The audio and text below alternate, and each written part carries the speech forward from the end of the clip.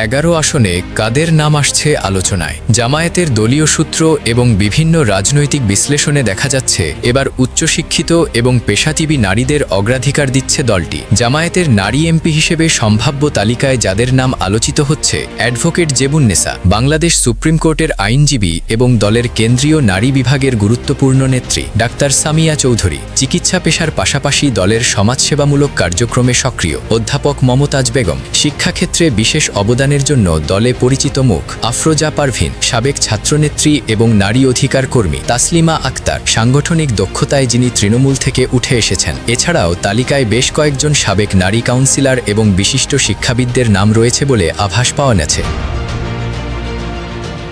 জামায়াতের নীতি নির্ধারকরা জানিয়েছেন, সংরক্ষিত নারী আসনে মনোনয়নের ক্ষেত্রে প্রার্থীর একাডেমিক ব্যাকগ্রাউন্ড এবং বিগত কয়েক বছরের রাজনৈতিক স্থিতিশীলতাকে গুরুত্ব দেওয়া হচ্ছে। দীর্ঘদিন ক্ষমতার বাইরে থাকার পর এবং গত কয়েক বছরের রাজনৈতিক চড়াই উতরাই পেরিয়ে এবারই প্রথম জামায়াত এত বড় পরিসরে সংসদে প্রতিনিধিত্ব করতে যাচ্ছে। সংসদে নারী উন্নয়ন, পারিবারিক আইন এবং ধর্মীয় শিক্ষার বিষয়গুলো জোরালোভাবে তুলে ধরার জন্য এবার তারা এক ঝাঁক প্রফেশনাল নারীকে সংসদে পাঠাতে চায়। জাতীয় সংসদের সংরক্ষিত 50টি নারী আসন দলগুলোর প্রাপ্ত সাধারণ আসনের আনুপাতিক হারে বণ্টিত হয়। এবারের সংসদীয় গঠন অনুযায়ী বিএনপি পাবে 35টি আসন, জামায়াতে ইসলামী পাবে 11টি আসন, জাতীয় নাগরিক পার্টি এনসিপি পাবে 1টি আসন, অন্যান্য 3টি আসন স্বতন্ত্র ও ছোট দলগুলোর মধ্যে বণ্টিত হবে। নির্বাচন কমিশন সূত্রে জানা গেছে, আগামী মার্চের মাঝামাঝি সময়ে সংরক্ষিত নারী আসনের তফসিল ঘোষণা করা হতে পারে। তখন জামায়াতের পক্ষ থেকে 11 জন নারী এমপির চূড়ান্ত নাম আনুষ্ঠানিক ঘোষণা করা হবে।